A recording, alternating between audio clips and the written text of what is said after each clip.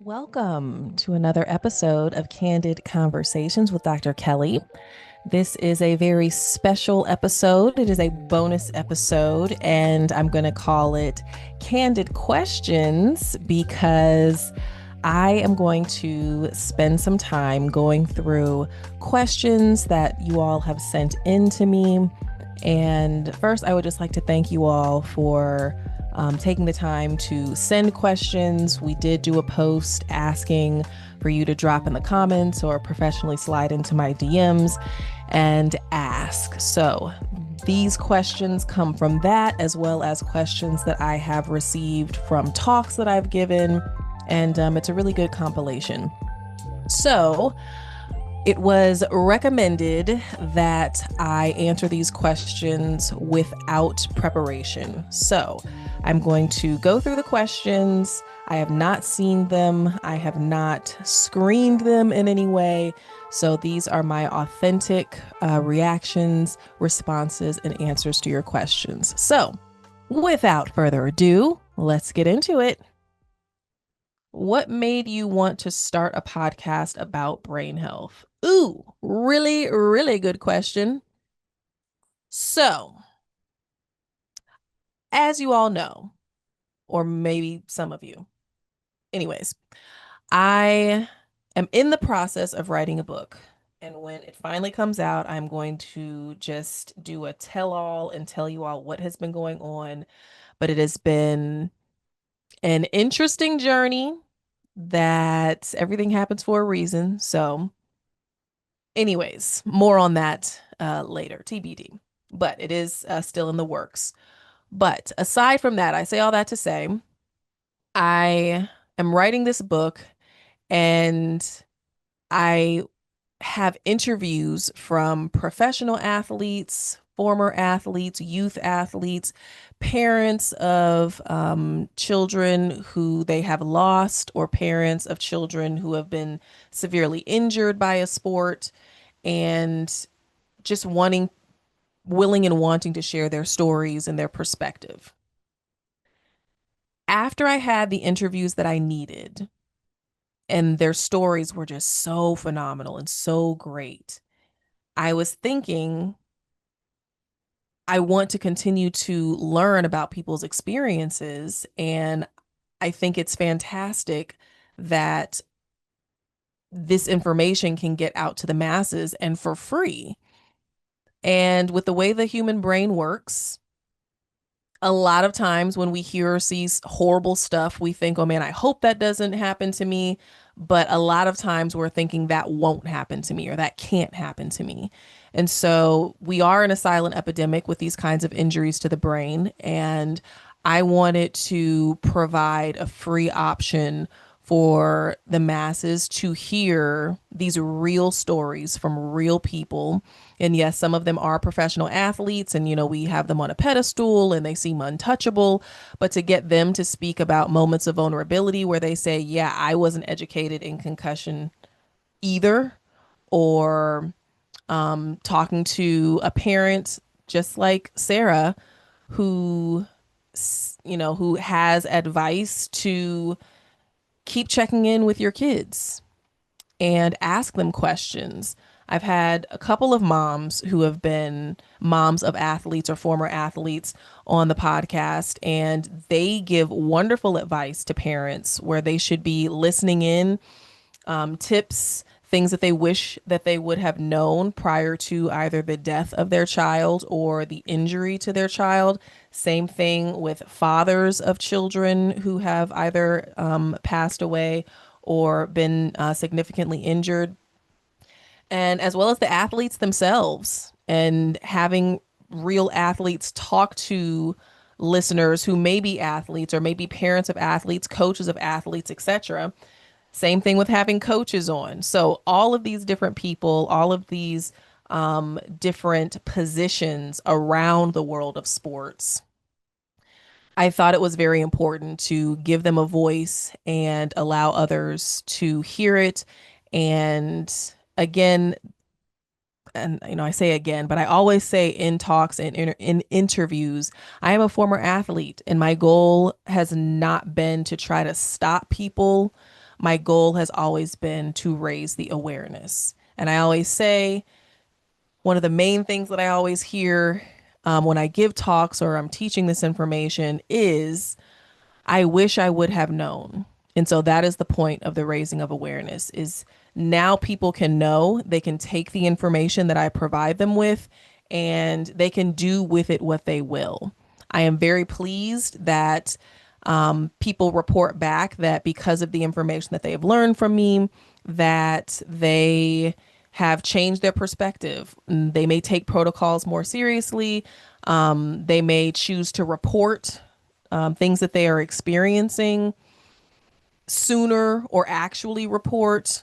There are parents that are keeping a closer eye, tracking things in a different way, in a more thorough way. Coaches that have decided to implement new ways of teaching, the kinds of equipment that they're purchasing, protocols that they're really becoming sticklers about. So, all of that I feel has stemmed from the information that I have provided. And that is, in a nutshell, what made me motivated to start the podcast because I wanted more people to have access to the information for free and in a convenient way. Next question. What's been your favorite episode to record so far and why? Ugh, impossible question. Who asked that question? Oh, that is a really good question. I would have to go by category. Like, I loved the episode with Coach Braylon Wiggins because not only did he speak to the perspective of being a coach, and he is a really good coach because when I say Coach Braylon Wiggins really cares about his athletes, it's on another level. And he's also not a self-serving coach. So he's not looking, and we have these conversations where he's not looking to his athletes as tickets for himself. He really is focusing on the athlete and what's going to be good for the athlete. And I really, really like that message for him. But what I was saying is not only is he a great coach, he is a former football star and comes from a family of football stars. So I definitely recommend listening to that episode. We'll have that linked in the show notes as well. Sarah Rykowski, absolutely one of my favorites,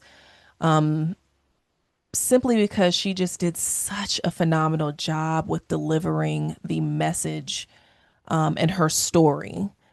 She got choked up a couple of times, which is completely understandable, almost expected, but she said it gets easier every time that she tells the story. But she really did an excellent job of taking us through the day of the death of her son. So that is definitely um, a favorite of mine. I'm trying to think, we've already recorded season 3 and we're going into season 4. You all haven't even heard season 3, so I'm going to think about the episodes from season 1 and season 2. Um, Two favorites are the ones that started everything off, kicked everything off with a podcast, and that would be my very first episode with the father of the young man who died on the football field last year. I believe it was last August. And this parent, this father, um, he is a helicopter pilot. And his son, whose name is Cohen, he was 13 years old and in eighth grade. And he played football because his dad played and his big brother played. And so he wanted to play. But this young man loved tennis. So he joined football for the social aspect and for the love of family. And the way that Cohen's dad described um, his son and the way that he shared was just absolutely phenomenal. Very, very touching. And it's interesting listening to parents who are in the medical profession. Now, while Cohen's dad is a helicopter pilot, he also is a EMT. He volunteers. So he had an understanding of what was happening to his son, and he talks about that in the episode. And that is season one, episode one, if anybody is interested in going back. But of course, that will be in the show notes as well. The second episode is of Tanner, and he was 12 years old and in seventh grade when he suffered his concussion. This young man was body slammed, and this is a favorite episode because I was fortunate enough to be able to interview his family. So I interviewed Tanner and I also interviewed his parents.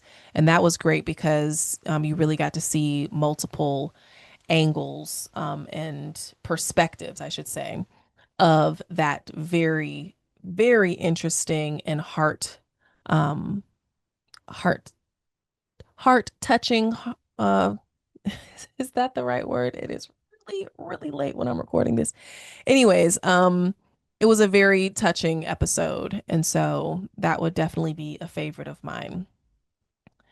And if I think about it, there's probably going to be a favorite element or aspect to every single one of these. But um, I've gotta acknowledge that I am really liking the expansion that Candid Conversations is having, which has been very deliberate and intentional. Season one was very much focused on the book and sports, sports, sports.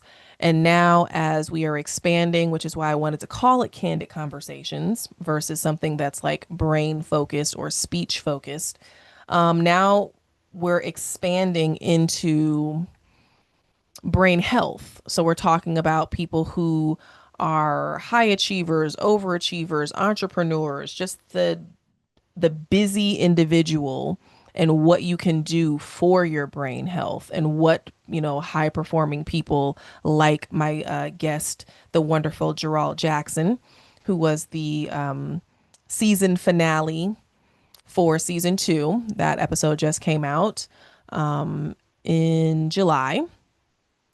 And hearing about Gerald's brain health journey and how you get to juggle so many things, but do it in a way that you are not burning yourself out or making yourself miserable or causing harm to your brain by overtaxing it. So those are way more than just one favorite, but those are just some that I would like to mention. And please stay tuned for season three because I am very excited about the guests that I had on. And I won't talk about them now. Spoiler alert, spoiler alert. But yes, please just stay tuned. Season three is going to be amazing. Next question. What's something unexpected you've learned from a guest or episode? This is when the little control freak in me or the recovering control freak in me is kicking myself because I'm like, oh, I could have prepared. I could have looked up some episodes. Okay. Something unexpected that I've learned from a guest or episode. Unexpected.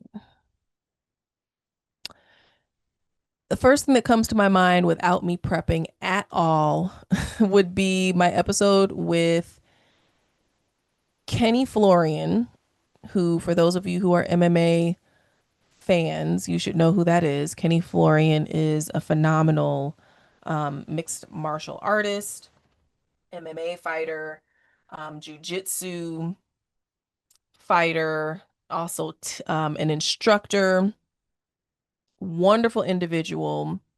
And I was very interested or it was an unexpected thing for me to learn that one, Kenny's father is a doctor, a physician, who did not want him to go into MMA, neither did his mother.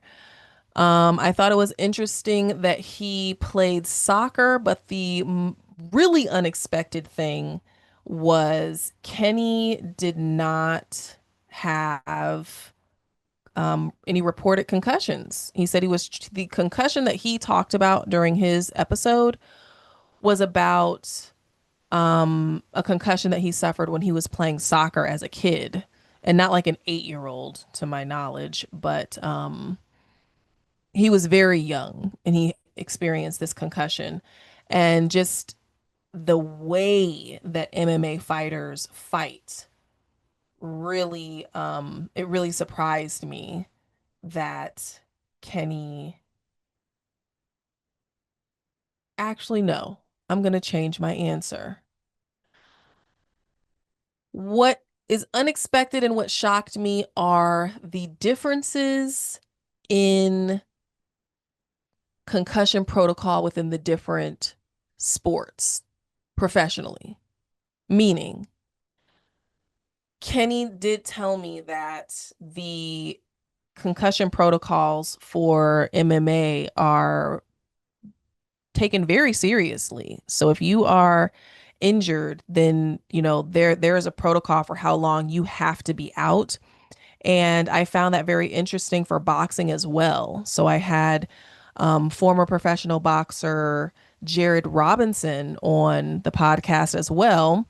And he said the same thing about boxing, that you there are times, depending upon the impact and the way that you sustain the concussion, where you may be out of boxing for months.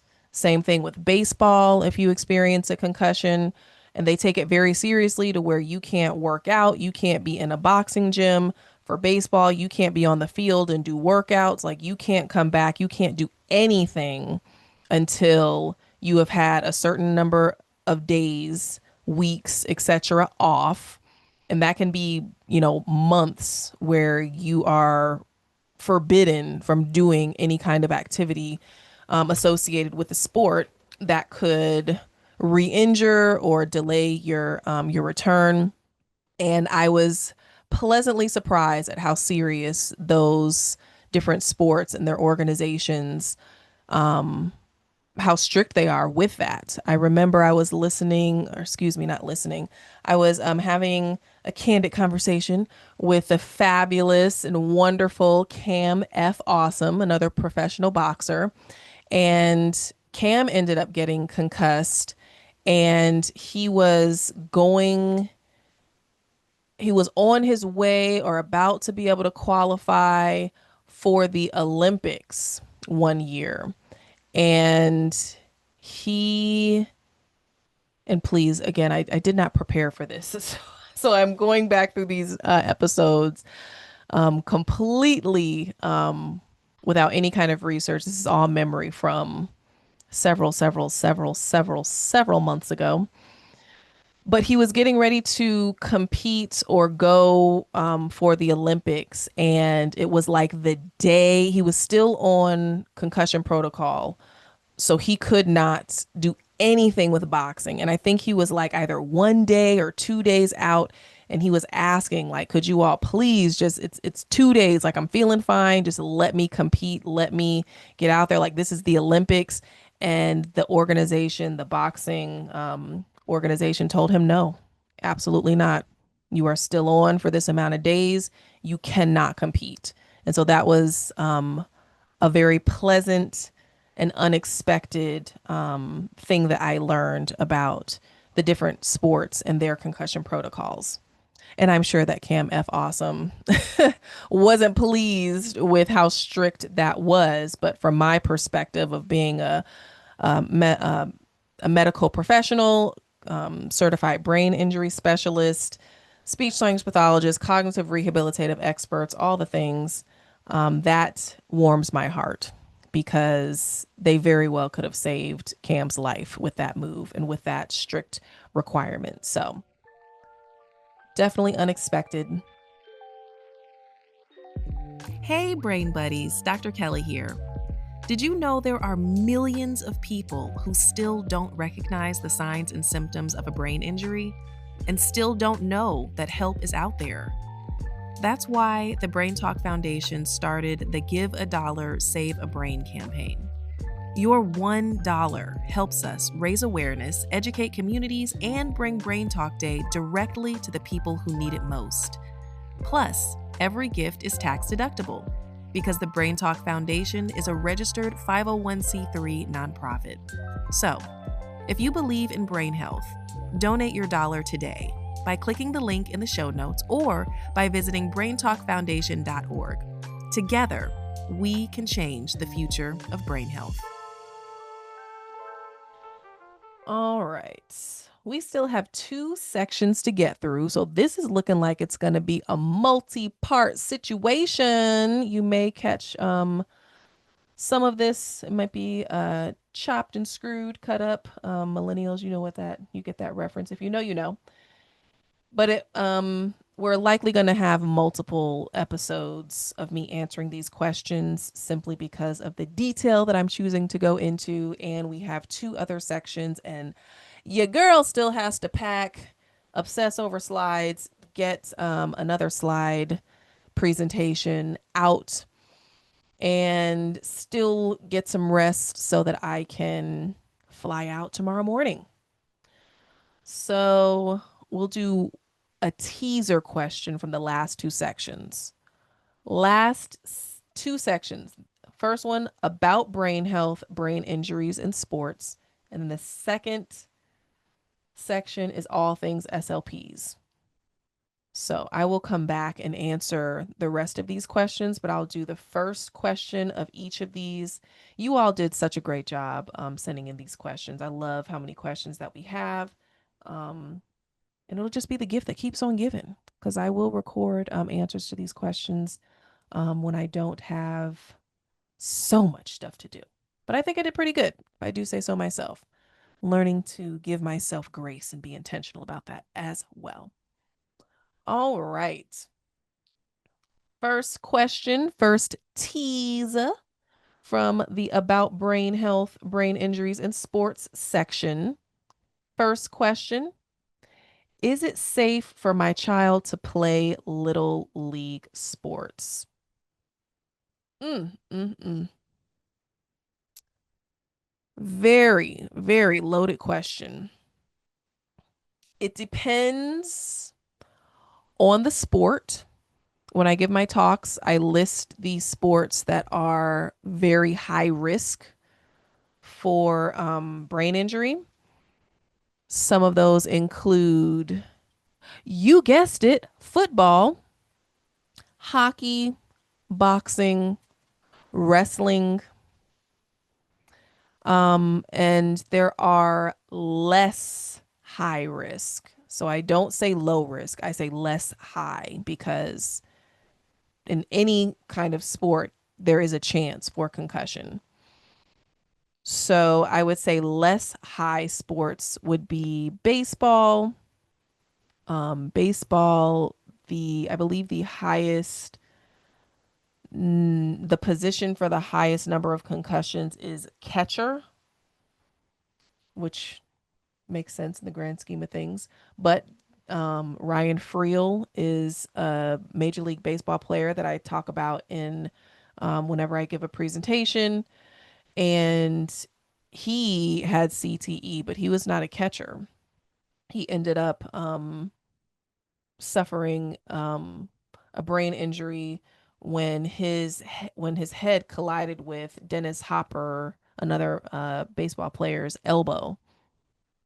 So um, even the less high risk sports, there is still a risk. So what I would say is do your research, check the stats on the number of, or the risk of concussion, the number of concussions in that particular sport.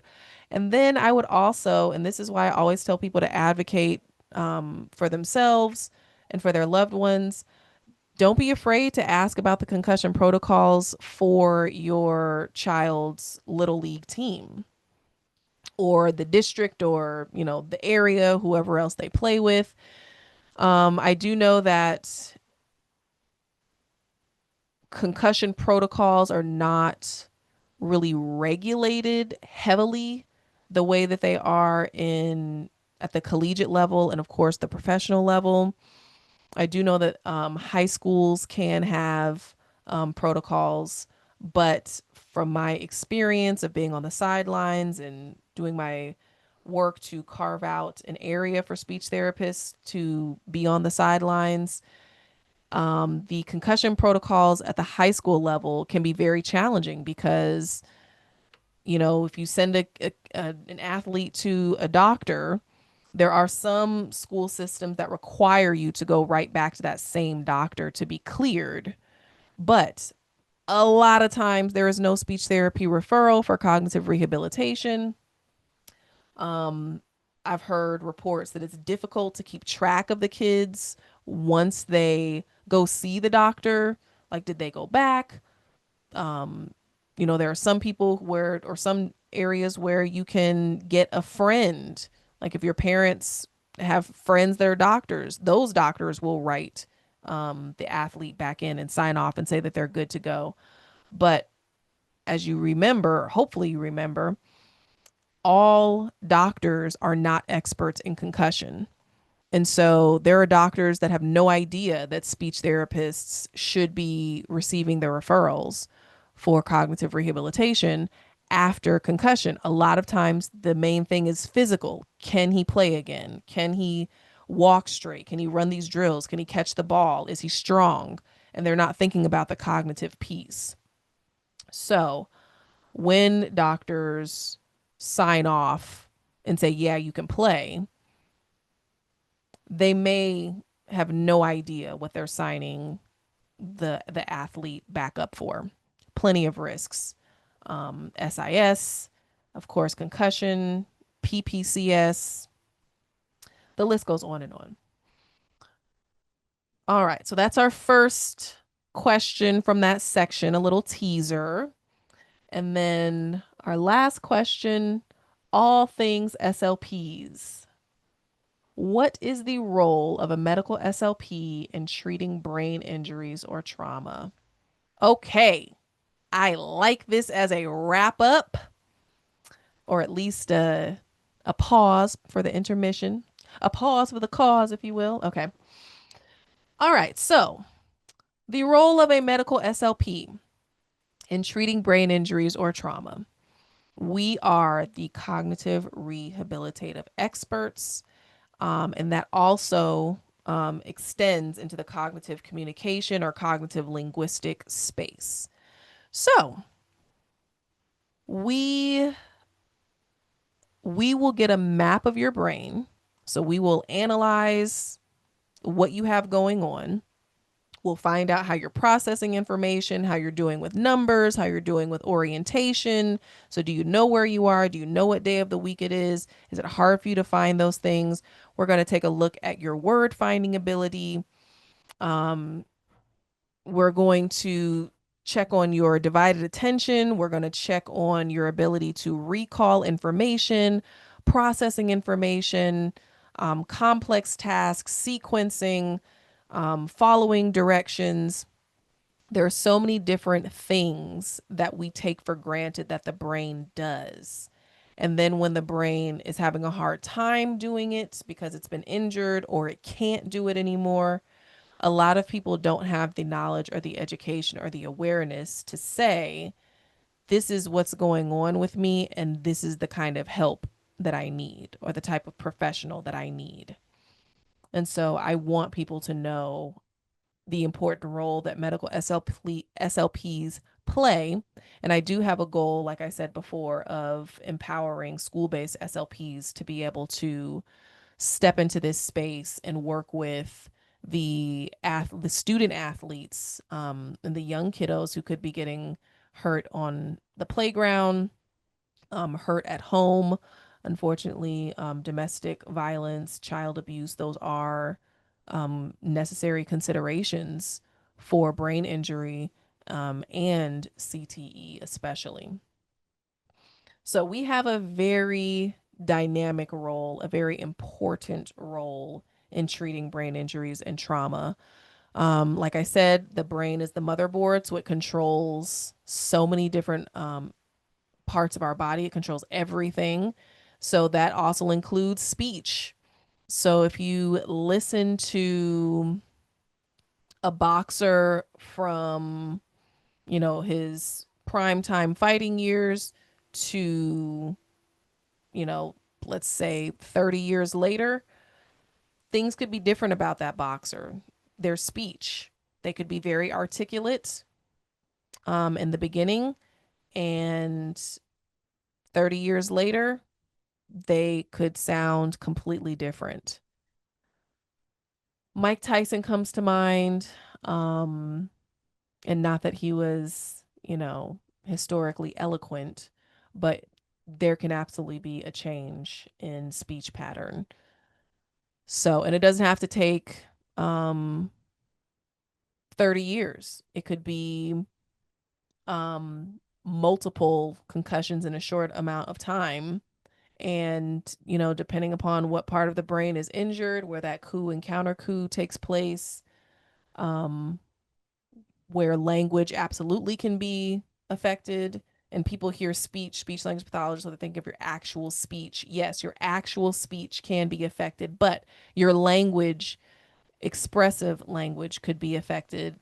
So, how do you communicate? Can you get your words out? Can you get your thoughts out?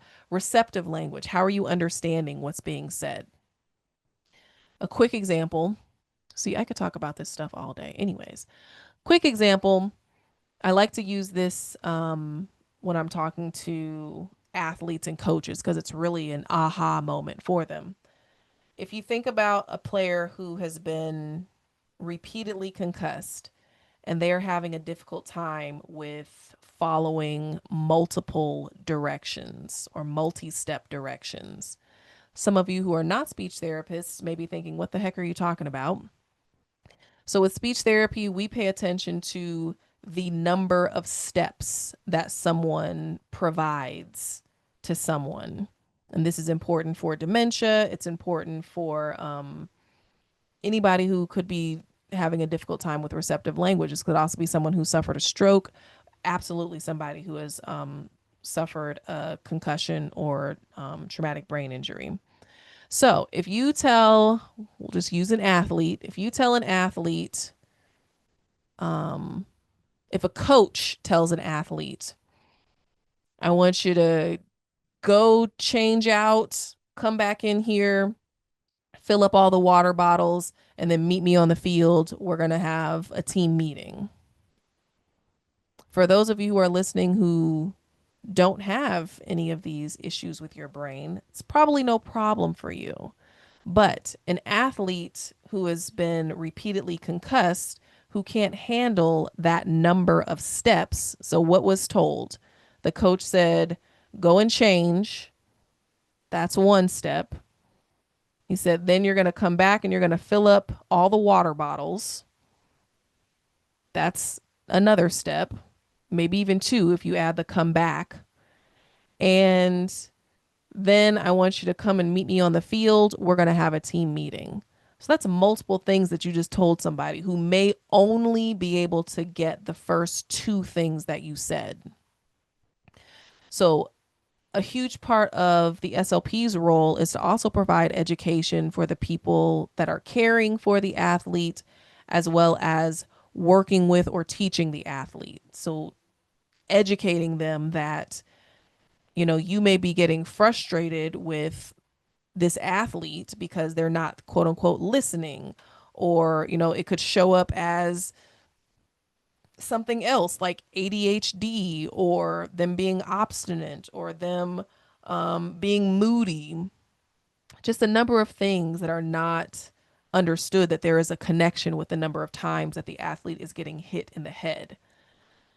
So helping a coach to understand that this player may need a different way for you to communicate what you need them to do. Having an educator, the person that's teaching them, understand that, they're going to need to sit on the front row or they're going to need accommodations because since they've had so many concussions, it's taking them longer to process information, or they're going to need somebody to actually read them the questions to the test versus them sitting in a very bright room and having and not having any extension on reading and processing the information themselves. So I could go on and on. There's so many different things that medical SLPs do in regards to this space and this work. But like I said, there are still several things that need to take place before I get on this plane tomorrow. So we're going to pause for the cause, and we're going to have our break here. So, thank you so much to everyone who has been a listener, who has been following me, following my story, my journey. None of this would be possible without you. I just can't thank you enough. When I get together with my wonderful team and they tell me about the numbers of who is listening to this podcast, where they're listening in from, I am incredibly humbled, incredibly blessed to know that my voice and the work that God is doing through me is actually reaching people and affecting people in a positive way. So, thank you so much for your questions. Thank you so much for the positivity and the love that is poured into me, either through the professional sliding of my DMs, comments, things that you email my team. And I just want to take the time to honestly say thank you. Thank you all. Thank you to my guests. Thank you to future guests. And just, I've got the best listeners that a girl could ever ask for. So thank you very much. And we will talk soon. Can you believe it? We've officially wrapped season 3, and what a season it's been.